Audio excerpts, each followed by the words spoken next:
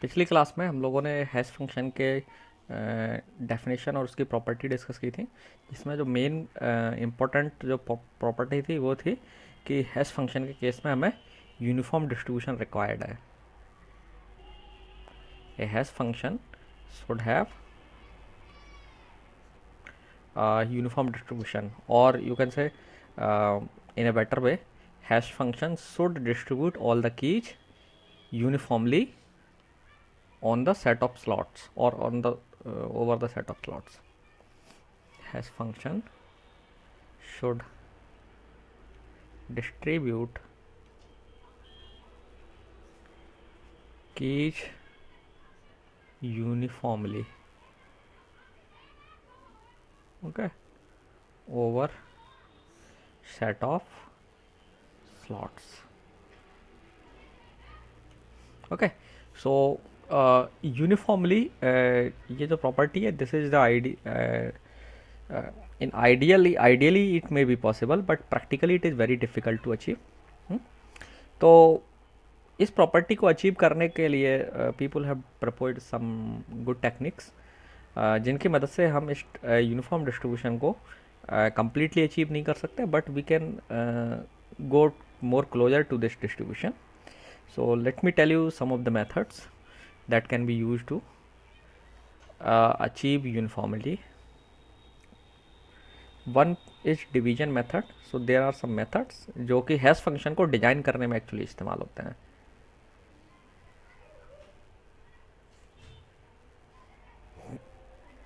So division method में हम क्या करते हैं, we choose a number m which is larger than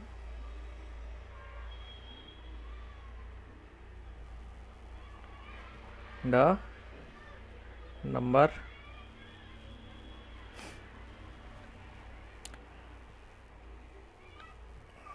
of keys, say n. सो आपकी जो कीज हैं वो n है टोटल, तो आपको एक नंबर चुनना है m जो कि की से लार्जर हो. And usually we choose m as a prime number. Usually we choose m as a prime number.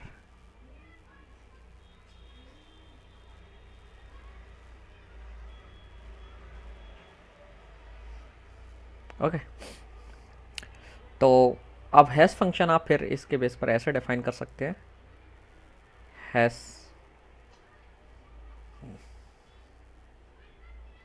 Function H के, यहाँ पे के क्या है, की है, ये जो कैपिटल जो की है, it is coming from the set of all possible keys, is equal to K mod M. तो ये बहुत सिंपल फंक्शन है. हम सिंपली क्या कर रहे हैं कि जो की आ रही है वो हम उसका मॉड ले ले रहे हैं. और sometimes we can have function like this, K mod M plus one. तो प्लस वन हम किस लिए लिख रहे हैं, टू अवॉइड जीरो. जीरो अगर लोकेशन का एड्रेस हम नहीं रखना चाहते हैं तो हम ये वैल्यू ले सकते हैं. Okay, so this is hash one of the method जिसकी मदद से हम एक अच्छा हैश फंक्शन डिजाइन कर सकते हैं. तो ये जो हैश फंक्शन है अब सारी की यूनिक है, तो ऑब्वियसली आपको मालूम है कि जो मॉडुलस है वो भी यूनिक आएगा अगर ये m जो है लार्ज है n से. ठीक है, अगर m लार्ज नहीं है देन रिपीटेशन हो जाएगा. तो ये बहुत इंपॉर्टेंट है कि m should be large than total number of keys. तो we can have this function that will be quite good function. Then there is one more method that is known as mid square method.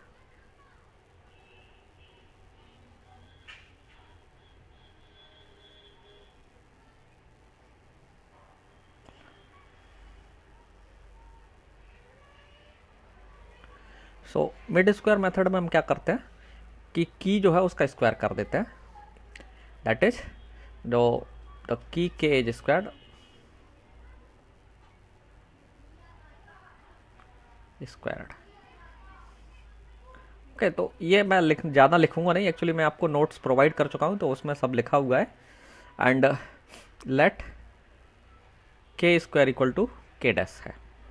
तो हम H को कैसे define करेंगे, H of, हम के dash function को input करेंगे और लेट से वी गेट एल। तो एल कैसे निकालेंगे हम, तो ये जो एल है, हम एल एक जो नंबर आएगा इसमें से बोथ साइड से कुछ डिजिट्स एलिमिनेट कर देंगे, equal number of. So sometimes हम एक एक डिजिट दोनों साइड से एलिमिनेट कर सकते हैं, दो दो डिजिट एलिमिनेट कर सकते हैं, दो लेफ्ट से दो राइट से, एंड सो ऑन। डिपेंड करेगा कि आपका जो के का रेंज क्या है, आपका जो के स्क्वायर आएगा, के ये जो के डैश है ये कितना बड़ा नंबर है उस पर डिपेंड करेगा। ओके, सो आपका जो रेंज है वैल्यूज का, उसके बेस पर आप डिसाइड करेंगे जो के डैश, ये जो पॉसिबल जो वैल्यूज आ सकती हैं आपकी एल की, या सॉरी के डैश की जो वैल्यूज आ सकती हैं, उन सारी वैल्यूज को देख करके आप डिसाइड करोगे कि कौन से कितने डिजिट्स हम डिलीट कर सकते हैं दोनों साइड से। ओके, सो फॉर एग्जांपल हम कुछ ऐसा कर सकते हैं, अगर मान लीजिए के की वैल्यू जो है 3205 है, सो के स्क्वायर, ये वैल्यू मेरे पास कंप्यूटेड है तो मैं वहीं से लिख रहा हूँ 20272 ये के स्क्वायर आ गया। सो हम एच के की जो वैल्यू आंसर निकालेंगे फाइनल, ये जो के इनपुट जाएगा, दैट मीन्स एच 3205 का जो आंसर है वो क्या आएगा, हम दोनों साइड से कुछ डिजिट्स एलिमिनेट कर देंगे। तो मे बी आप दो दो डिजिट्स एलिमिनेट कर सकते हैं, ठीक है, और एक एक डिजिट भी एलिमिनेट कर सकते हैं, डिपेंडिंग ऑन कि आपका स्लॉट्स कितने हैं आपके पास पॉसिबल, उसके बेस पर आप डिसाइड कर सकते हैं। सो लेट्स अज्यूम कि हम तीन तीन डिजिट्स रिमूव कर रहे हैं, आप दो भी कर सकते हैं, that is not a issue, लेकिन फिर आपको बड़ा नंबर आएगा तो आपके पास उतने स्लॉट्स होना चाहिए। तो नंबर ऑफ स्लॉट्स कैसे हैं आपके पास, नंबर की रेंज क्या है, उसके बेस पर हम डिसाइड करते हैं। ओके, तो ये आपके एप्लीकेशन पर डिपेंड करेगा, एप्लीकेशन में ध्यान में रख के आप ये मिड स्क्वायर मेथड है, मिड स्क्वायर मेथड ये एक आइडिया है, आप इस आइडिया को अपनी प्रॉब्लम के अकॉर्डिंग अडेप्ट करेंगे कि कितने डिजिट्स आपको रिमूव करना चाहिए, ये आप अपनी प्रॉब्लम से डिसाइड करेंगे। सो इस एग्जांपल में अगर आप तीन तीन डिजिट रिमूव करते हैं तो आपको जो वैल्यू मिलेगी 72 मिलेगी, दैट मीन्स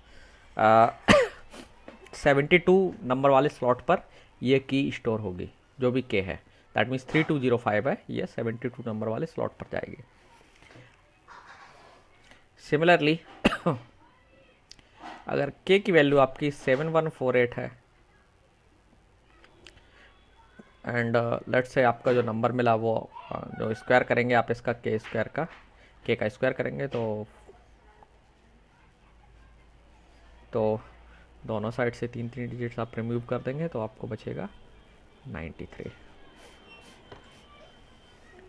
सिमिलरली अगर आप के की वैल्यू 2345 लेते हैं तो के स्क्वायर आएगा आपका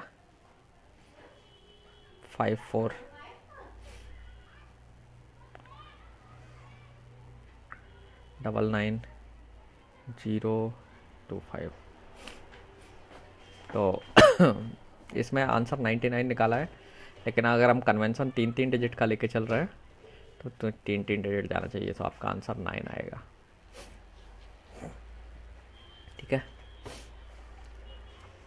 so this was the mid square method. इसे मिड स्क्वायर मेथड क्यों बोल रहे हैं, क्योंकि पहले हम की का स्क्वायर कर रहे हैं, फिर एक्चुअली मिडिल वैल्यू जो है, मिडिल के नंबर्स हैं वो निकाल रहे हैं, तो आप देखेंगे एक तरीके से ये मिडिल के नंबर्स हैं, है ना, इसलिए ये 72 और जो 93 निकाला।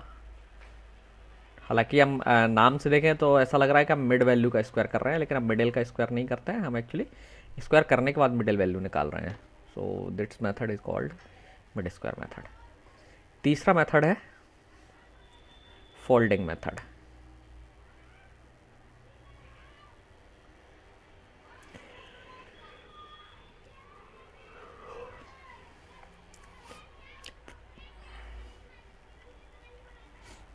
सो फोल्डिंग मेथड में हम एक्चुअली क्या करते हैं कि जो की है आपकी उसको चॉप कर देते हैं या पार्टीशन कर देते हैं। चॉप का मतलब पीसेस कर दिया आपने, जो कि एक नंबर ऑफ डिजिट्स उसमें है, तो उन डिजिट्स को आपने पार्टीशन कर दिया। और फिर पार्टीशन करने के बाद उनको सम कर लेते हैं, और जो भी वैल्यू आती है that will be your hash value. So इस केस में द की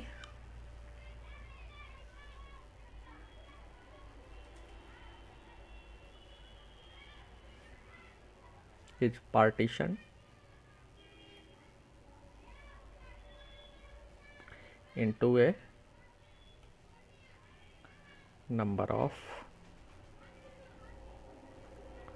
parts k1 k2 and so on kr, where obviously जब आप चॉपिंग कर रहे हैं तो लेफ्ट साइड से कर रहे हैं, तो आखिरी जो पीस बचेगा उसमें ज़रूरी नहीं है इक्वल डिजिट्स हों, है ना, तो लास्ट वाले में डिजिट्स कम हो सकते हैं। Where each part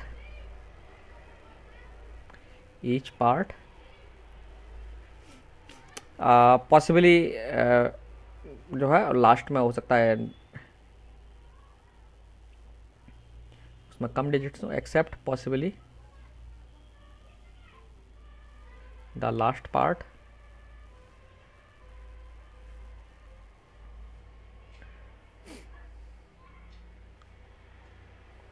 has the same number of digits.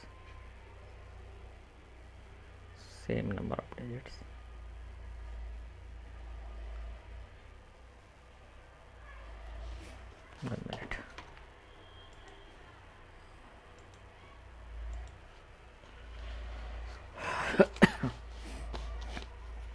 Okay, so ये मेथड आपका फोल्डिंग मेथड कहलाता है। मैथमेटिकली अगर आप इसे लिखना चाहें तो लेट्स से सपोज आपकी की जो है के है, तो एच के इक्वल टू होगा and k1 plus k2 plus and so on plus kr। और ये k1 k2 kr क्या है, की के पीसेस हैं जो आपने चॉप करके बनाए हुए, और फिर आपको उनको ऐड कर देना है। एग्जाम्पल, जैसे h एक, ये एग्जाम्पल है, ज़रूर नहीं है कि मैं ऐसे ही फंक्शन बनाया जाए, ये एक जस्ट आइडिया है जो आपको शो करना है कि कैसे आप चॉपिंग करके फोल्डिंग मेथड को इस्तेमाल कर सकते हो। चॉपिंग कितने डिजिट्स का करना है ये सब आपके ऊपर डिपेंड करता है, आपके एप्लीकेशन को क्या सूट करता है, आप उसके अकॉर्डिंग डिसाइड करेंगे। तो एक है कि ऐसे ऐसे हम दो डिजिट्स का चॉप कर दें इसमें, सो 3 2 एक पीस बन गया, ये 105, तो आपका हो गया 37, ये हो गई hash value. Similarly h equal to 7148 अगर है तो एक पीस 71 हो गया, एक पीस हो गया 48। तो इसमें और जब भी कैरी आती है एक चीज़ और इम्पोर्टेंट रखना है कि जो की का साइज़ है वो चॉप किए हुए साइज उसके अकॉर्डिंग साइज में ही आएगा। दैट मीन्स कि अगर आपकी कोई कैरी बचती है ऐड करने पर तो उसे इग्नोर कर देते हैं। तो आपके जो वैल्यू होगी वो इसी साइज़ की होगी। तो चॉप कितने, आप जो चॉपिंग कर रहे हैं तो एक पीस कितने साइज़ का बना रहे हैं, ध्यान रखना है वो वही साइज़ लेना है जो आपका स्लॉट के लिए जो नंबर है वो उसका जो साइज़ है वही साइज़ लेना है। जैसे स्लॉट का अगर नंबर 2 डिजिट का है तो आप 2 में चॉपिंग करिए, अगर स्लॉट्स के नंबर आपके 3 डिजिट के हैं तो आप 3 में चॉप करिए, ठीक है। सो इसके केस में अगर आप जब सम करेंगे तो कितना आता है, 9 और 7 4 11। तो ये जो 1 है दैट मीन्स जो कैरी है इसे हम डिस्कार्ड कर देते हैं, तो अल्टीमेटली आपका जो आंसर होगा इस केस में वो होगा 19, डिस्कार्ड इट। ओके,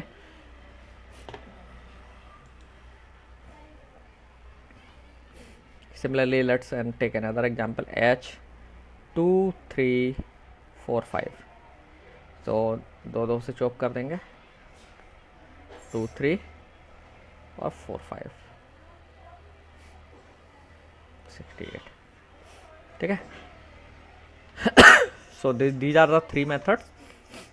आप ये मेथड्स को डिटेल में अगर पढ़ना चाहें तो सोम सीरीज़ की बुक जो है डेटा स्ट्रक्चर की, उसमें हैशिंग का जो टॉपिक है उसमें आप मेथड्स को देख सकते हैं। ठीक है, ये एक्चुअली कंटेंट मैंने वहीं से लिया हुआ है।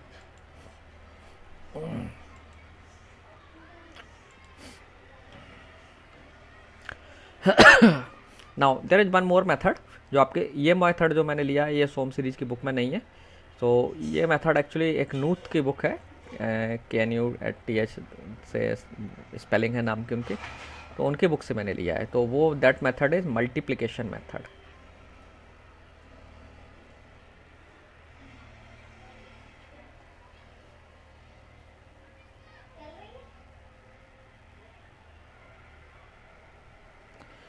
सो मल्टीप्लिकेशन मेथड क्या कहता है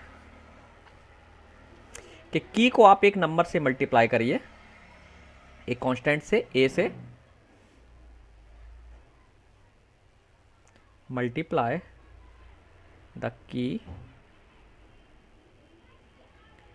के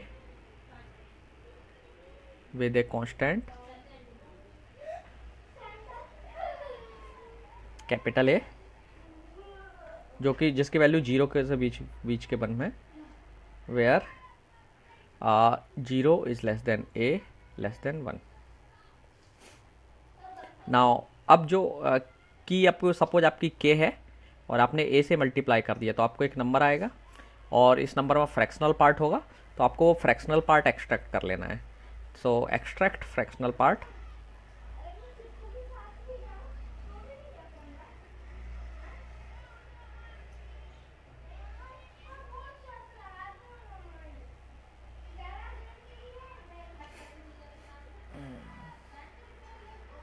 ठीक है। एंड अब जो फ्रैक्शनल पार्ट है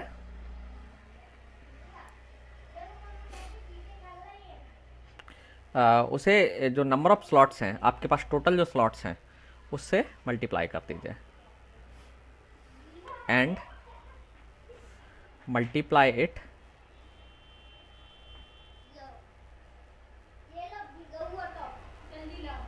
विद m। यहाँ पे m क्या है, नंबर ऑफ स्लॉट्स, जो आपके पास स्लॉट्स हैं।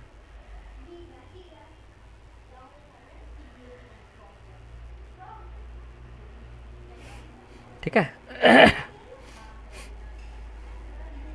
फिर ये जो वैल्यू आएगी उसकी आप फ्लोर वैल्यू ले लीजिए and take the floor value of the result. ये जो रिजल्ट आएगा m को मल्टीप्लाई करने पर, उसका आपको फ्लोर वैल्यू ले लेनी है। So that means H K is defined as like is that m into K A, ठीक है। और के ए मॉड वन इंडिकेट करता है कि के ए जो है इसका हमें फ्रैक्शनल पार्ट लेना है, क्योंकि जब आप 1 से डिवाइड करेंगे ना, तो अगर नंबर 0 से छोटा भी होगा या जो भी होगा, तो 1 से तो पूरा डिवाइड हो जाता है, फ्रैक्शनल पार्ट रिमाइंडर बच जाएगा, है ना। तो इसलिए मॉड 1 का मतलब ये है। तो के ए का फ्रैक्शनल पार्ट आपको मॉड 1 करने से मिल जाएगा। फिर जो आंसर आएगा, जैसे मैंने कहा, इसमें अब m से मल्टीप्लाई कर देना है और m से मल्टीप्लाई करने के बाद जो भी वैल्यू आएगी उसका फ्लोर वैल्यू ले लेनी है। तो फ्लोर वैल्यू का मतलब समझते हैं, जैसे 1 मिनट, 0 से कोई फ़ायदा नहीं होगा। लेट से आपके पास जो वैल्यू है वो है 7.25। तो फ्लोर वैल्यू में क्या होता है कि हम जो इस स्मॉल इंटीजर है, इस नंबर का जो स्मॉलर इंटीजर है, जस्ट इमीडिएटली स्मॉलर इंटीजर वो ले लेते हैं। तो इमीडिएटली स्मॉलर इंटीजर कौन है, 7। या कई बार टेक्निकली हम डिफाइन करें तो कहेंगे कि इस नंबर से जितने भी इंटीजर स्मॉल हैं उनमें से लार्जेस्ट जो है हमें से वो ले लेना है। सो वो जितने इंटीजर स्मॉल हैं वो इससे वो हैं 6, 7, 5, 4, 3, 2, 1 एंड सो ऑन, है ना। तो जो 7 इसमें सबसे स्मॉलेस्ट है, तो 7 जो है ना आपका फ्लोर वैल्यू हो जाएगा। तो ये फ्लोर फंक्शन है, ठीक है। और नूथ ने जो ए की वैल्यू सजेस्ट की थी स्टडी से, वो उन्होंने ये दी थी। मैं इसकी इसलिए बात कर रहा हूँ क्योंकि ये जो फंक्शन है ये काफ़ी अच्छा हैश फंक्शन है एक्चुअली। इस तरीके से आप यूज़ करेंगे तो आपको काफ़ी अच्छा हैश फंक्शन मिलेगा। Under root 5 minus 1 divided by 2, ये ए की वैल्यू होना चाहिए। ओके, सो ये कुछ मेथड्स हैं जिसकी मदद से आप कुछ अच्छे हैश फंक्शंस डिफाइन कर सकते हैं। यहाँ तक कोई क्वेश्चन?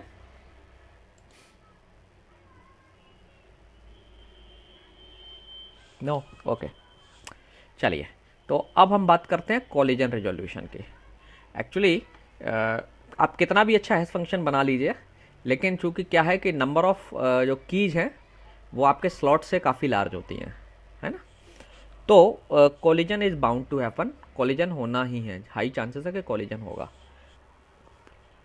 तो अब कोलिजन को रिजॉल्व कैसे किया जाए? ठीक है, कोलिजन तो जानते हैं आप लोग।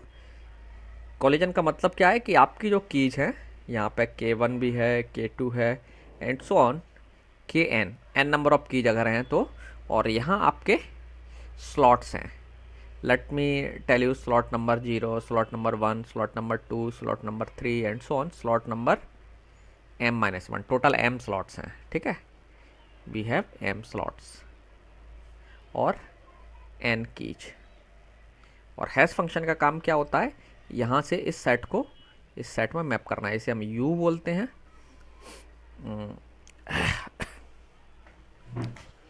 Okay, so now it may be the case कि आपका दो अलग अलग हैश वैल्यू के लिए सेम स्लॉट नंबर आए, दैट मीन्स K1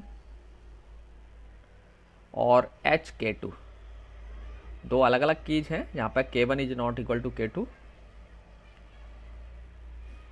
और इनके लिए जो स्लॉट आ रहा है वो हो let's say L1। Okay, L1 slot आ गया, so we call it collision. मतलब दो की एक ही लोकेशन पर जाना चाह रहे हैं, या दो की के लिए जब हैश निकालते हैं तो वो हैश फंक्शन उसको सेम लोकेशन पर, दोनों को सेम लोकेशन पर रखना चाहता है। तो this event is called collision, this event is called collision. Okay, और कोलिजन के हाई चांसेस होते हैं होने के, क्योंकि नंबर ऑफ कीज आपके स्लॉट से काफ़ी ज़्यादा होंगे। तो अब अगर ऐसा है तो हम कोलिजन को कैसे हैंडल करेंगे? क्योंकि हम अवॉइड नहीं कर सकते, तो हमें फिर अल्टीमेटली क्या करना पड़ेगा, इसे हैंडल करना पड़ेगा कोलिजन को। तो कोलिजन को हैंडल करने के कुछ तरीके हैं, एक्चुअली दो मेथड्स हैं। पहला है चेनिंग। मे भी हो सकता है आप लोगों में से ये मेथड्स आपने पहले पढ़े हो, डेटा स्ट्रक्चर में पढ़ा होगा।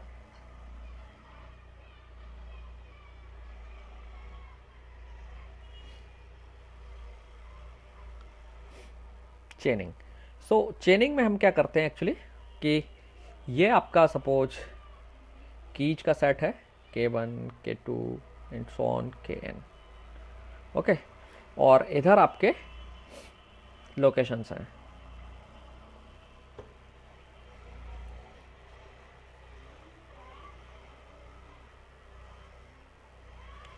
ये हो गई 0, then 1, then 2, 3 and so on. अब मैं इनकी नंबर नहीं कर रहा हूँ, मैं जिस पर ड्रॉ कर दे रहा हूँ। ठीक है, एंड फिर आखिरी स्लॉट होगा m-1, है ना। तो चेनिंग में हम क्या करते हैं कि अब हम क्या करेंगे, ये जो हैश टेबल्स हैं, तो यहाँ पर हम अब की को नहीं रखेंगे, जो की है, की से रिलेटेड रिकॉर्ड है वो नहीं रखेंगे, और हम यहाँ से यहाँ पर क्या करेंगे, एक लिंक लिस्ट अटैच कर देंगे सबसे, इन सबसे। दैट मीन्स ऐसी सभी, अगर मान लीजिए कि एक की यहाँ पर आती है, तो हमने उसे क्या कर दिया, एक लिंक लिस्ट में का एक नोड बनाया और उसमें रख दिया। सो लेट्स से अगर मान लीजिए K2 के लिए ये एड्रेस आया, हैश फंक्शन ने 0 जनरेट किया, तो आपने एक लिंक लिस्ट बना दी और उस लिंक लिस्ट का स्टार्टिंग का एड्रेस आपने इस लोकेशन पर रख दिया। ठीक है, नाउ अब ये हो सकता है कि एक और की कोई सी है, लेट्स से K5 के लिए भी जब आपने हैश सिंक की और आपको जो नंबर मिला वो 0 मिला, सो that means K5 should also go here. That means यहाँ पे एक्चुअली कोलिजन हुआ है, तो कोलिजन को हैंडल करने के लिए हमारे पास ऑप्शन है। हमारे पास अब क्या है, ये लिंक लिस्ट है, और ये लिंक लिस्ट जो एसोसिएटेड है ये आसानी से ग्रो कर सकती है। तो व्हाट वी विल डू अब हम K5 को, इस लिंक लिस्ट को आगे एक नोड और ऐड कर देंगे इसमें पीछे, K5 इसमें रख देंगे। दैट मीन्स K5 मैं अकेले की लिख रहा हूँ लेकिन पूरा रिकॉर्ड होगा एक्चुअली, और K5 का एड्रेस मैं यहाँ पुट कर दूंगा और इसको अभी एम्प्टी रखूँगा। सो ऐसे ऐसे जैसे जैसे करके कोलिजन होकर के कोई की अगर यहाँ आती है तो अब मेरे पास स्पेस है, लिंक लिस्ट को मैं डायनेमिकली ग्रो कर सकता हूँ। ठीक है, किसी केस में एक ही आइटम रहेगा, किसी केस में मैं लिंक लिस्ट ऐड करता जा सकता हूँ। सो नाउ अब कितने भी कोलिजन हो जाएं, अगर मेरे पास मेमोरी में स्पेस है तो मैं करस्पॉन्डिंग जो लिंक लिस्ट है उनको आसानी से इंक्रीज करते हुए कोलिजन को हैंडल कर सकता हूँ। तो चूंकि ये लिंक लिस्ट है, हालांकि हम इसे चेन, ये चेन की तरह से है, इसलिए हम इस मेथड को चेनिंग बोलते हैं। ठीक है, ये एक हम चेन क्रिएट कर रहे हैं कीज की, इसलिए हम इसे चेनिंग बोलते हैं। तो ये चेन हर स्लॉट के लिए बढ़ सकती है। अब हो सकता है स्लॉट 3 के लिए भी बहुत सारी कीज में कन्फ्लिक्ट हो, और लेट से वो जो कीज हैं मान लीजिए K3, K6 और K9, ये सब इस स्लॉट पर आ रही हैं, तो आप यहाँ एक और लिंक लिस्ट इनके लिए एसोसिएट कर देंगे। तो दैट मीन्स अब क्या होगा, आपके हर स्लॉट से जो आपका डेटा स्ट्रक्चर है उसके हर एक स्लॉट से एक लिंक लिस्ट अटैच हो सकती है, और आपको मालूम है लिंक लिस्ट डायनेमिकली ग्रो भी कर सकती है और श्रिंक भी कर सकती है। तो अगर एक नोड डिलीट होगा तो आपको लिंक लिस्ट नोड को आसानी से डिलीट भी कर देना है ना। तो इससे आप कोलिजन को हैंडल कर लेंगे। नाउ क्वेश्चन अराइज होता है अब कि okay that is the good idea कि आपने कोलिजन हैंडल कर लिया और हम बहुत फ्लेक्सिबल तरीके से कोलिजन को हैंडल कर सकते हैं, हमारे सामने कोई मुसीबत क्रिएट नहीं हो गई ना। लेकिन इस मेथड के कुछ ड्रॉबैक हैं। पहला ड्रॉबैक तो ये है कि मेमोरी वेस्टेज हो रहा है आपका पॉइंटर्स में।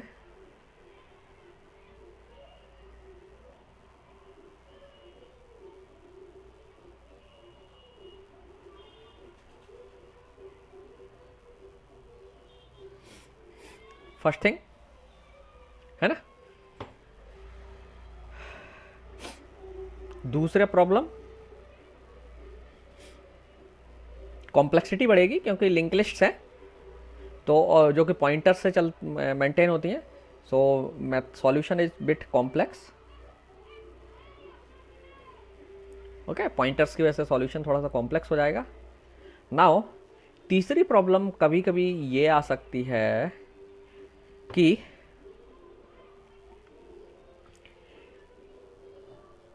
किसी अगर फंक्शन आपका बहुत अच्छे से बिहेव नहीं कर रहा है, और हो सकता है वर्स्ट केस में, वर्स्ट केस इमेजिन एक वर्स्ट केस सिनेरियो, अगर आपने बहुत बेकार हैश फंक्शन इस्तेमाल कर लिया इसमें, तो हो सकता है सारी कीज एक ही लोकेशन पर चली जाएं। सो n कीज थी तो आपके एक लिंक लिस्ट पूरी की पूरी रेडी हो जाए। I am talking about worst case, ध्यान रखना ये हमें आइडियली हमेशा नहीं होगा ऐसा, but it is quite possible कि सारी कीज लोकेशन 3 पर जितनी भी की स्टोर कर रहे हैं, हैश फंक्शन ऐसा है कि वो 3 जनरेट कर रहा है और आपका यहाँ पर एक लिंक लिस्ट बन गई। तो जो बेनिफिट था हमारा कांस्टेंट टाइम एक्सेस का, वो हमारा चला गया, क्योंकि अब हमें किसी भी की को एक्सेस करना है तो यहाँ पर लोकेशन पर पहुँच करके हैश वैल्यू से हम इस लोकेशन पर तो पहुँच जाएंगे, लेकिन उस की को एक्सेस करने के लिए आपको लिंक लिस्ट में ट्रैवर्स करना पड़ेगा। तो जिससे वर्स्ट केस में order of N time complexity हो सकती है। Okay,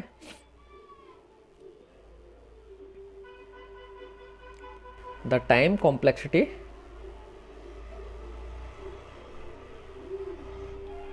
of various operations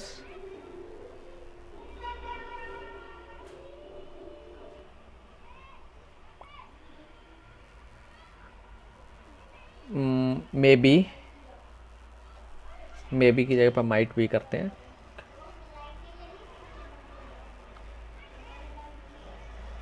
might be big of order big of N in worst case.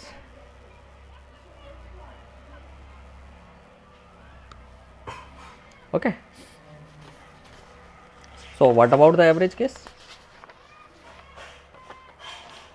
So average case के लिए हम एक्चुअली इसमें एक एनालिसिस करते हैं हम मैथमेटिकल ड्राइव नहीं करेंगे उसको। तो एक डेफिनेशन है इसके केस लिंक लिस्ट इनके केस में, हैश टेबल के केस में, वो है load factor.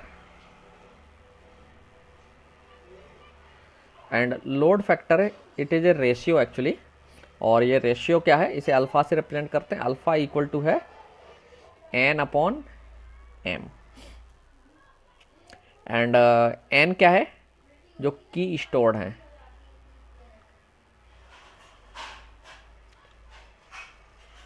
Number of keys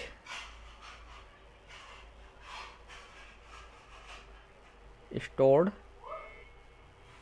in hash table.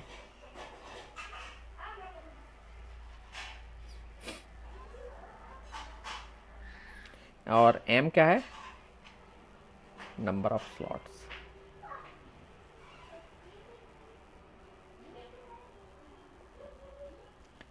So average case में अगर आपको सक्सेसफुल सर्च करना है तो ऑन एवरेज आपका लोड फैक्टर एक्चुअली क्या डिनोट करता है, लोड फैक्टर रिप्रेजेंट करता है कि आपकी टेबल में जैसे m स्लॉट्स हैं और n की वैल्यू जो है ना किसी टाइम पर m से स्मॉल भी हो सकती है।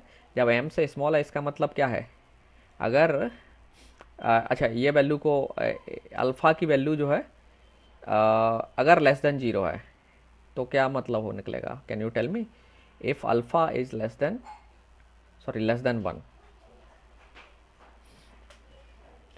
इसका मतलब हुआ कि स्लॉट्स ज़्यादा हैं की कम है ना, क्योंकि ये रेशो 1 से छोटा अगर है इसका मतलब क्या हुआ, m जो बड़ा है मतलब नंबर ऑफ स्लॉट्स ज़्यादा हैं और कीज कम है। दैट मीन्स टेबल में लोड कम है, आपकी हैश टेबल में लोड कम है, इसका मतलब उसमें कम कीज स्टोर है, लोकेशन ज़्यादा है अभी हमारे पास लेकिन उसमें जो डेटा है वो कम है। ठीक है, इसलिए हम इसे लोड फैक्टर बोलते हैं। That means number of keys stored are less than the number of slots.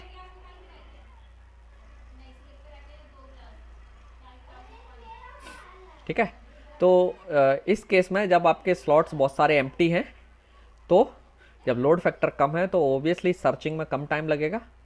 Okay, और एंड जब लोड फैक्टर ज़्यादा होगा तो सर्चिंग में ज़्यादा टाइम लगेगा। लोड फैक्टर ज़्यादा हुआ, अगर लोड फैक्टर अल्फ़ा जो है ना मान लीजिए 2 हुआ तो इसका मतलब क्या हुआ, अल्फ़ा 2 है इसका मतलब क्या हुआ कि एन एम से दुगना है, तभी तो जो होगा ना दो वैल्यू तभी आएगी ना। जब जैसे मान लीजिए थोड़ी देर के लिए ये 100 है, ये 200 है, नीचे 100 है, तो दैट मीन्स स्लॉट्स आपके पास 100 थे लेकिन कीज कितनी स्टोर्ड है,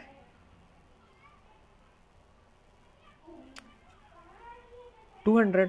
तो हर स्लॉट पर अगर हम अप्रोक्सीमेट करके देखें तो दो जो है कीज हैं। तो आपको हर आइटम को सर्च करने में कितने कंपैरिजन लगेंगे, अगर हम एवरेज यूनिफॉर्म डिस्ट्रीब्यूशन की बात करें तो 2 कंपैरिजन। सो दैट मीन्स आपके जो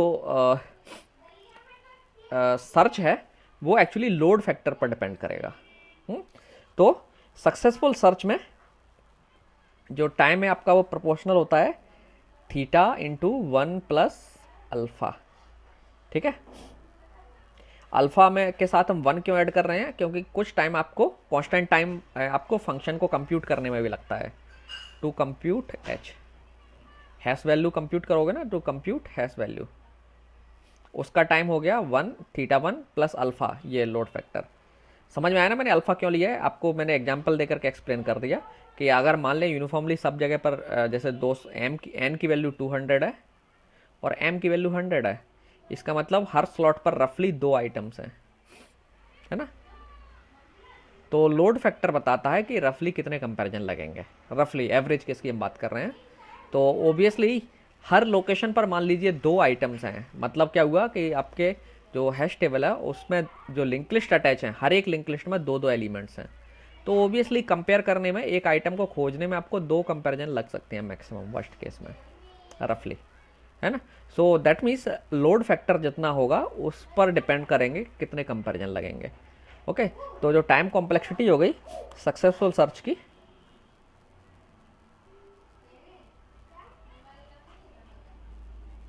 वो हो गई थीटा इंटू 1 प्लस अल्फ़ा। 1 क्यों है, हैश वैल्यू के कंप्यूटेशन के लिए। सिमिलरली अनसक्सेसफुल सर्च में भी वही काम करना पड़ेगा आपको। दो आइटम्स है तो दो को कंपेरिजन करने के बाद आपको पता चलेगा कि आइटम है ही नहीं है, तो अनसक्सेसफुल सर्च में भी वही टाइम लगेगा।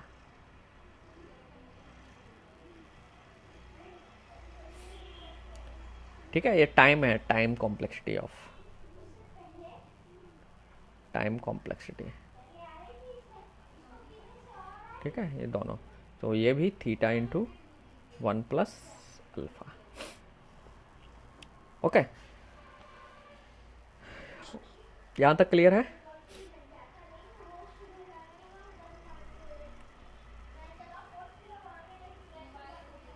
ओके, सो ये तो था एक मेथड, आपने देख लिया इस मेथड की अपनी लिमिटेशंस हैं। जो मेन लिमिटेशन है वो आपकी वर्स्ट केस में ये order of N time complexity जा सकती है, और जब वर्स्ट केस में सारे आइटम एक ही लिंक लिस्ट में चले गए तो फिर हमारा हैश टेबल बनाने का पर्पस बेकार हो जाता है। हालांकि ऐसा रेयर होगा but it may happen.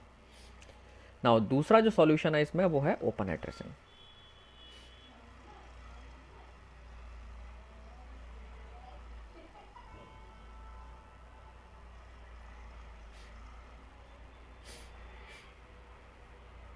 Okay, तो ओपन एड्रेसिंग का मेन कॉन्सेप्ट है कि इसमें जो भी आइटम होगा वो हैश टेबल के अंदर ही होगा। दैट मीन्स यहां मानेंगे कि load factor can not go beyond 1। Okay, that means हम स्लॉट से ज़्यादा की स्टोर नहीं कर सकते, जितने स्लॉट्स हैं उतनी ही की स्टोर करेंगे। तो ऑब्वियसली आपको इस मेथड की लिमिटेशन समझ में आ गई होगी कि जब स्लॉट से ज़्यादा की होंगे तो हम ये मेथड जो ना वो फ्लेक्सिबिलिटी जो है आपका लिंक चेनिंग मेथड ऑफर कर रहा था, कितनी भी की आ जाए आपका मेथड के पास स्पेस है चेनिंग में, लेकिन यहाँ ऐसा नहीं होगा। तो ये इस मेथड की लिमिटेशन भी है। ओके, हालांकि बाकी के काम ऑपरेशन इंसर्शन विंसर्शन इसमें आसान रहेगा काफ़ी।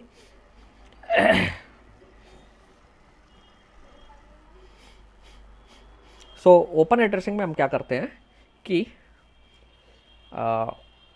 जब भी सपोज हमें एक की स्टोर करना है,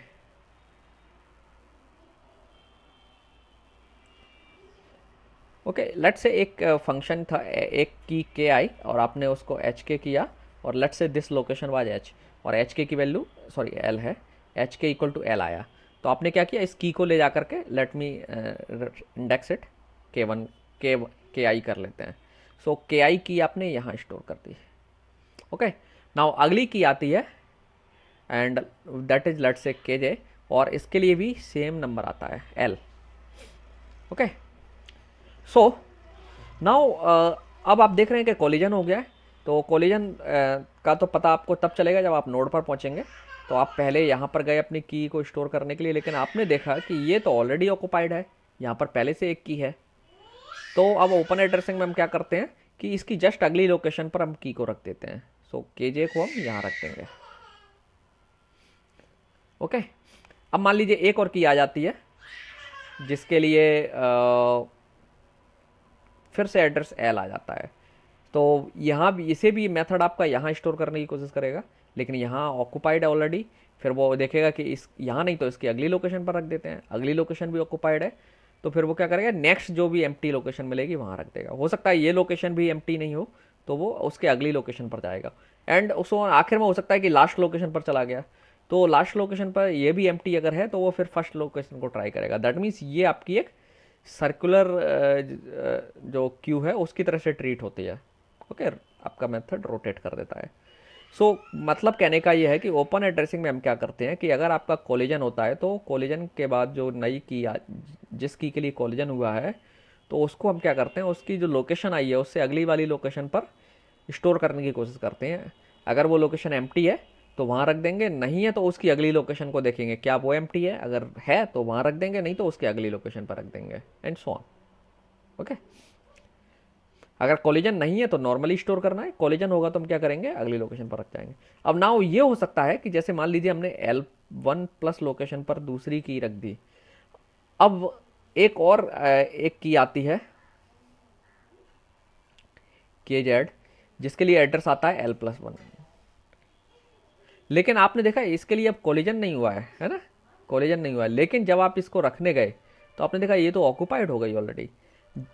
और देखिए इस केस में कोलिजन नहीं है, क्योंकि केजे के लिए एड्रेस आया था एल और इसके लिए आ रहा है address L+1। So that means H के जेड आया है L+1 और एच के जे आया था L। सो यहाँ कोलिजन नहीं है, लेकिन फिर भी एक कोलिजन वाली सिचुएशन क्रिएट हो गई है। क्यों? क्योंकि हमारा जो इसमें ओपन एड्रेसिंग में जो कॉन्सेप्ट है कि हम अगली लोकेशन पर जा कर के रख देते हैं, तो अगली लोकेशन पर जा कर के रख देंगे तो हो सकता है वो ऑक्यूपाइड रहे किसी दूसरी की के लिए जो जेनुअनली उस लोकेशन के लिए आती है, वहाँ उसे स्पेस नहीं मिलेगा। तो इसमें भी सिंपल लॉजिक है कि आप अगली लोकेशन देख लीजिए कहाँ आपको अगली लोकेशन खाली मिलती है। तो जो भी आप एक एक करके आगे बढ़ते जाइए, नहीं मिल रही है, जहाँ खाली मिलेगी फर्स्ट लोकेशन खाली मिलेगी वहाँ पे आपको रख देना है। ठीक है, so this is open addressing. तो ओपन एड्रेसिंग का बेनिफिट क्या है कि ये सिंपल है, सिंपल स्कीम है, लेकिन नुकसान क्या है कि इसमें लोड फैक्टर 1 से ज़्यादा नहीं हो सकता। दैट मीन्स आपकी जो कीज हैं उनकी काउंट लिमिटेड होगी। यू कैन नॉट हैव की more than number of slots. तो फ्लेक्सिबिलिटी नहीं है इस मेथड में।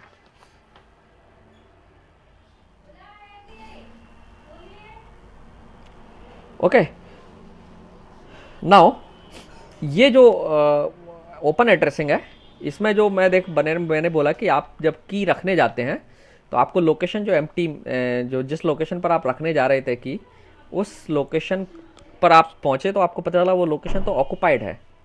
तो फिर आप उसकी अगली लोकेशन देखते हैं, वो भी ऑक्यूपाइड है, तो फिर आप उसकी अगली लोकेशन देखते हैं एंड सो ऑन। तो ये जो मेथड है जिसमें आप लोकेशन को सर्च कर रहे हैं, जिसको हम सर्च करने को कई बार कहते हैं प्रोब, PROB। तो ये जो मेथड है लोकेशन आइडेंटिफाई करने का, इसे हम बोलते हैं लीनियर प्रोबिंग। ठीक है, तो ये जो मेथड है मैंने लीनियर प्रोबिंग बताया था, तो आप इस मेथड को बोल सकते हैं open addressing with linear probing. तो आप प्रोबिंग का मैकेनिज्म बदल करके ओपन एड्रेसिंग का वेरिएंट्स बना सकते हैं। तो कुछ वेरिएंट्स हैं, तो लेट्स सी क्या क्या वेरिएंट है। तो एक तो होगा लीनियर प्रोबिंग, आपको समझ में आ गया होगा लीनियर प्रोबिंग में हम क्या करते हैं, अगली अगली लोकेशन पर जाकर के एक एक करके आगे बढ़ते हैं।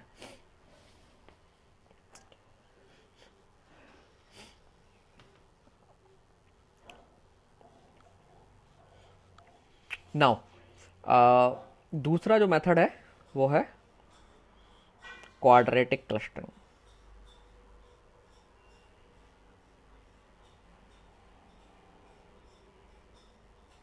सॉरी, क्लस्टरिंग नहीं, प्रोबिंग। क्लस्टरिंग मुझे डिस्कस करना था इसलिए मुझे क्वाड्रेटिक प्रोबिंग। अच्छा, क्वाड्रेटिक प्रोबिंग से जाने से पहले हम बात करेंगे कि ये लीनियर प्रोबिंग, क्वाड्रेटिक प्रोबिंग की हम बात क्यों कर रहे हैं एक्चुअली, क्या प्रॉब्लम है लीनियर प्रोबिंग के साथ, जिसलिए हम दूसरे प्रोबिंग मेथड की बात कर रहे हैं। अगर इसमें कुछ इशू नहीं होता तो हम क्यों दूसरा मेथड डेवलप करते हैं। ठीक है, तो इस मेथड में एक्चुअली क्या है कि एक प्रॉब्लम है जिसे हम बोलते हैं primary clustering. Primary clustering, primary clustering का मतलब क्या है कि आपकी जो लेट से जो लोकेशन लिस्ट है स्लॉट्स की, उसमें हो सकता है कि आपकी की जो है ना एक साथ सबके का एक क्लस्टर बन जाए। एक की यहाँ है K1, then KI, KJ, KR and so on, KS, और फिर आपके स्लॉट्स खाली हों, यहाँ स्लॉट्स खाली हैं, यहाँ स्लॉट्स खाली हैं, यहाँ स्लॉट खाली हैं, एक आध की कोई से यहाँ आ गई KR, सॉरी KR तो हो गया, KM समथिंग। तो ये जो ग्रुप्स बन गए, इस ग्रुप को हम बोलते हैं क्लस्टर। ओके, तो इस तरीके के ग्रुप बन जाते हैं। इसमें जनरली जो हाई चांसेस होते हैं एक सिंगल ग्रुप बनता है, क्योंकि ज़्यादातर की इसी एरिया में आ रही हैं, लोकलाइज हो रही हैं। तो इस क्लस्टर को हम बोलते हैं प्राइमरी क्लस्टर। तो जब आप लीनियर प्रोबिंग करते हैं तो लीनियर प्रोबिंग में हमारा सिंपल कॉन्सेप्ट होता है ना कि जो लोकेशन ऑक्यूपाइड है तो उसकी अगली लोकेशन पर चले जाइए। तो उसकी लोकेशन हम लीनियर लोकलाइज सॉल्यूशन देख रहे हैं, इमीडिएट नेबरहुड में आंसर ढूंढने की कोशिश कर रहे हैं। तो इस नेबरहुड में आंसर करेक्ट लोकेशन या एम्प्टी लोकेशन ढूंढने की अप्रोच की वजह से क्या होता है, ज़्यादातर की एक ही जगह पर क्लस्टर्ड हो जाती हैं सम टाइम केसेस में। तो इसे बोलते हैं primary clustering problem.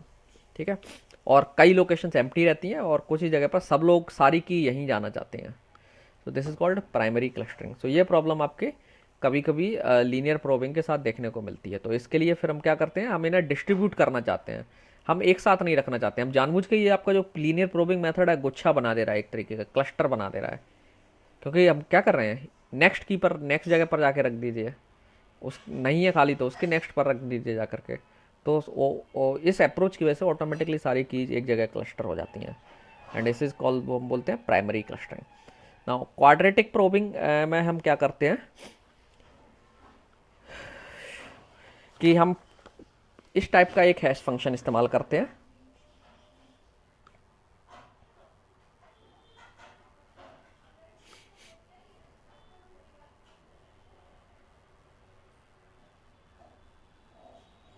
C1i plus C2i square mod m,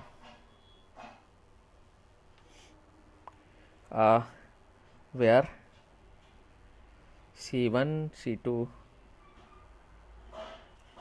sorry are constants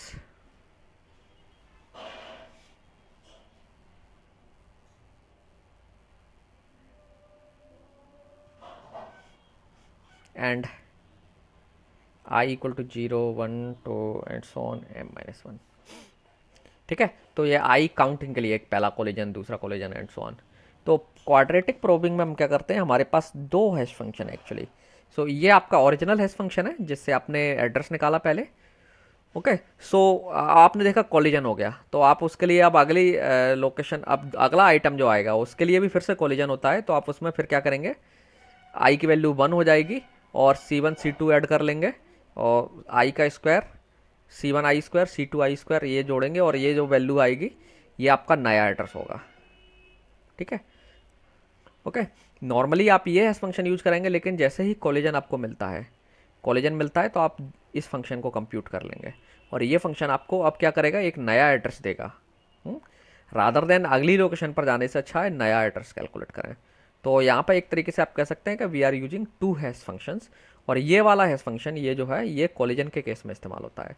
जब कोलिजन नहीं है तब आप सिंपली एच डैश के इस्तेमाल कर रहे हैं, और नहीं कोलिजन मिला आपने की ले जा करके रख दी।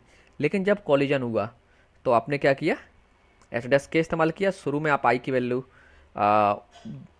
एक तरीके से 0 ली थी क्योंकि कोलिजन नहीं हुआ था, देन आई की वैल्यू 1 लेंगे आप, तो C2 C1 I1 C1 I equal to 1 होगा, देन C2 और आई का स्क्वायर ये भी बन रहा है C1 C2, ये आपने ले लिया एड्रेस और मॉड ले लिया। तो हो सकता है अब आपको इमीडिएट लोकेशन का एड्रेस नहीं मिलेगा, उसकी अगली लोकेशन का एड्रेस मिलेगा डिपेंडिंग ऑन C1 C2। तो C1 C2 कॉन्स्टेंट जितने बड़े होंगे उतना बड़ा जंप लेगी लोकेशन, जंप होगा, है ना। एंड मान लीजिए फिर से आपको वो लोकेशन एम्प्टी नहीं मिली, तो आपने फिर क्या किया, आई की वैल्यू को बढ़ा दिया। अगली बार आपकी आई की वैल्यू 2 हो जाएगी, तो अब आपका C1 इंटू 2 और C2 इंटू 4 और नया एड्रेस आया। अब आप उस लोकेशन पर चले जाइए। तो अब आप इसमें देख रहे हैं कि हम एक एक करके लोकेशन पर नहीं जाएंगे, अब हम इस फंक्शन के अकॉर्डिंग जंप करेंगे। ठीक है, तो चूंकि ये फंक्शन क्वाड्रेटिक फंक्शन है तो इसलिए हम इसे क्वाड्रेटिक प्रोबिंग बोल रहे हैं।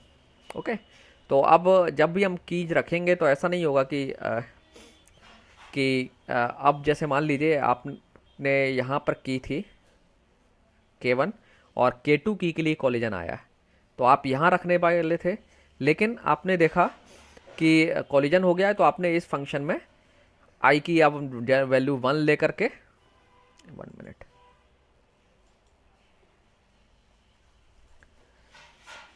आई की वैल्यू 1 लेकर के नई एड्रेस कंप्यूट किया K2 के लिए, और K2 के लिए हो सकता है नया एड्रेस अब इस लोकेशन से 4 लोकेशन आगे आए। अब हो सकता है ये एम्प्टी हो तो आपने यहाँ रख दिया, एम्प्टी नहीं मिला तो आपने फिर से इसमें आई की वैल्यू बढ़ा करके, और एच डैश के तो फिक्स आएगा ही आएगा, ये वाला एड्रेस रहेगा ही आएगा, और ये C1 C2 आपके कॉन्स्टेंट्स हैं। तो इसके बेस पर अब आप हो सकता है अब आपसे फंक्शन कहेगा कि अब 8 लोकेशन आगे जाइए 4 की जगह पे, या 7 लोकेशन आगे जाइए, डिपेंडिंग ऑन C1 C2 की वैल्यूज क्या हैं उस पर होगा। सो दैट मीन्स आपने फिर एक और लंबा जंप लिया, और इसमें आपको लोकेशन को ध्यान रखना है, इसको सर्कुलर वे में ट्रीट करना है क्योंकि मॉड लगा हुआ है, तो अपने आप जो वैल्यूज है वो इसमें सर्कल कर देंगे क्योंकि एम से बड़ी वैल्यू नहीं आ सकती, 0 से m-1 के बीच वैल्यू जाएंगे। सो दैट मीन्स इस केस में अब आपका एक कंटिन्यूस नहीं होगा, आप जो लोकेशन प्रोब करेंगे जाके देखेंगे कि ये लोकेशन खाली है या नहीं है, तो आप सीरियली नहीं जा रहे हैं, आप जंप करते जा रहे हैं क्वाड्रेटिक फंक्शन के according. So that's why this function is known as quadratic probing. Now जो क्वाड्रेटिक प्रोबिंग फंक्शन है इसमें एक और इशू आ सकता है जिसे हम बोलते हैं secondary clustering.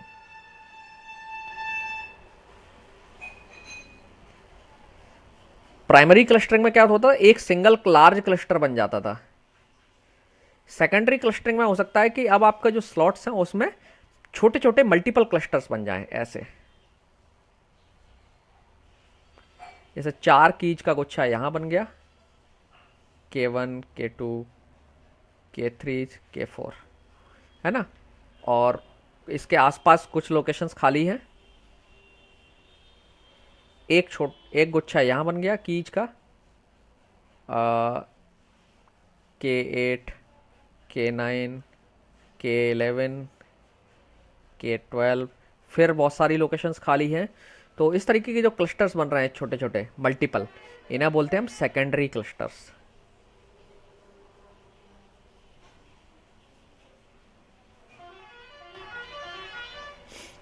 So these clusters are known as secondary clusters. So that's why this, ऐसे मल्टीपल ग्रुप बन सकते हैं, ठीक है। तो इससे क्या होगा, आपकी की जो है ना यूनिफॉर्मली डिस्ट्रीब्यूट नहीं हो रही हैं, जबकि हम चाहते हैं कि की यूनिफॉर्मली डिस्ट्रीब्यूट हो, क्योंकि जब आप सर्च करेंगे ना एक्चुअली, तो जब आपको कोई की सर्च करना होता है तो आप क्या करते हैं, अगली लोकेशन पर जाते हैं, फिर उसके अगली लोकेशन पर यहाँ नहीं मिली तो आगे मिलेगी, क्योंकि जब आप प्रोब करने जाएंगे तो सीधा जैसे आपको K2 की खोजना है तो आप पहले यहाँ आएंगे ना, क्योंकि K2 इसी में यहाँ क्यों आया होगा, क्योंकि K1 में अगर लीनियर प्रोबिंग था तो यहाँ पर जो है ना कोलिजन मिला होगा, इसलिए तो आप कंटिन्यूसली ऐसे सर्च करते हुए जाते हैं। तो जितने ज़्यादा बड़े बड़े क्लस्टर्स बनेंगे सर्च करने में आपको उतना ज़्यादा टाइम लगेगा, तो क्लस्टरिंग नहीं होना चाहिए, क्लस्टरिंग की वजह से आपको सर्च करने में ज़्यादा टाइम लगेगा, अननेसरी आप कई लोकेशंस पर जा करके इन सब एक एक करके कीज को देखेंगे। हालांकि सेकेंडरी क्लस्टरिंग जो है ना बहुत बड़ा इशू नहीं है, प्राइमरी क्लस्टरिंग में थोड़ी सी ज़्यादा दिक्कत आती है, ठीक है। सो ये जो मेथड है ये सेकेंडरी क्लस्टरिंग से सफ़र करता है। सो एक और सॉल्यूशन है फिर इसका, वो है डबल हैशिंग। तो डबल हैशिंग में हम क्या करते हैं, 2 हैश फंक्शन इस्तेमाल करते हैं। तो सो ये one of the best method है, it is the one of the best method जो कि इसमें इस्तेमाल होता है।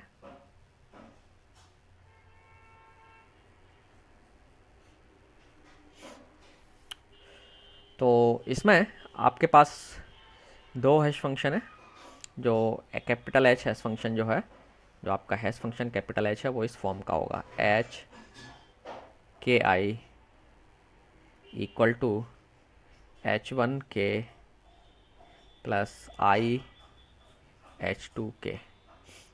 एक मिनट, इसको कैपिटल एच करते हैं, ठीक है, मॉड एम, यहाँ पे I equal to 0 1 2 and so on m-1। So आप देख रहे हैं अब आपके पास यहाँ 2 हैश फंक्शन है। सो ये चूंकि इस मेथड में 2 हैश फंक्शन है इसलिए हम इसे डबल हैशिंग बोलते हैं, और ये आपका हैश फंक्शन हो गया, एंड इनको हम ऑक्सिलरी हैश फंक्शंस बोलते हैं। तो अल्टीमेटली आपके 3 हैश फंक्शंस हो गए यहाँ पर, ये एक हैश फंक्शन है जो 2 ऑक्सिलरी हैश फंक्शन से मिला करके बना हुआ है, ठीक है। तो इसमें ये जो 2 प्रॉब्लम्स थी, प्राइमरी क्लस्टरिंग और सेकेंडरी क्लस्टरिंग ऑकर नहीं होती हैं, डिपेंडिंग ऑन अगर आप H1 और H2 कैसे चुन रहे हैं। तो आपके H1 H2 2 अच्छे हैश फंक्शंस हैं तो फिर ये प्रॉब्लम्स अराइज नहीं होंगे, ओके। सो ये तो था आपका ओपन एड्रेसिंग।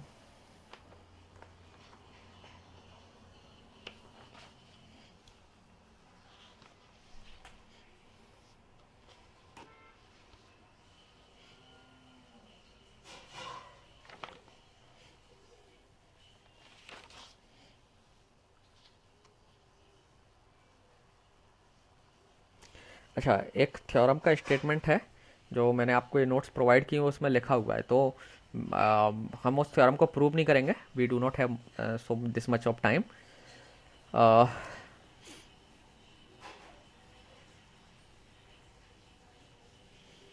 तो एक है कि inserting an element, let me read out rather than writing. Inserting an element into an open head address hash table with load factor alpha, that means load factor alpha है, require at most 1 upon 1 minus alpha probes on average assuming uniform hashing।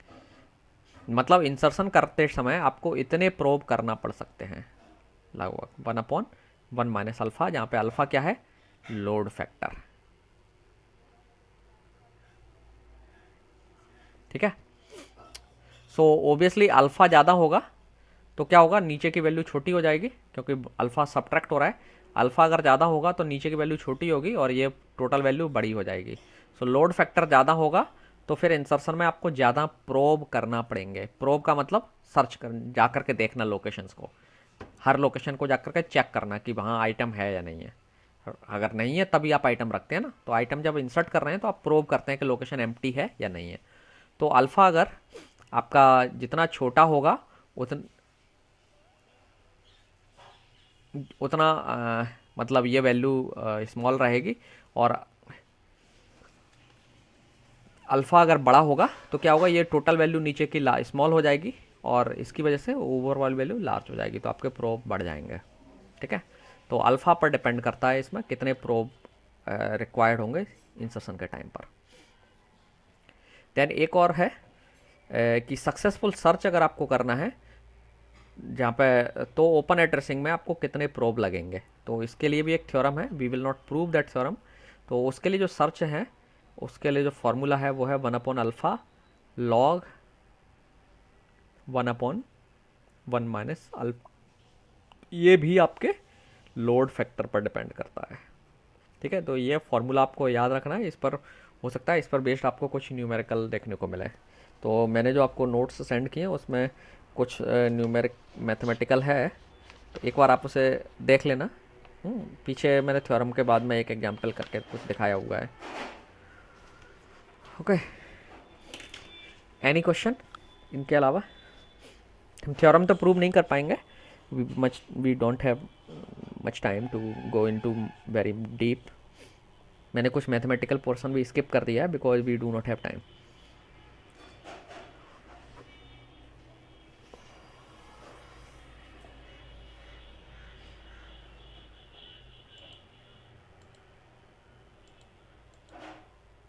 No, okay then.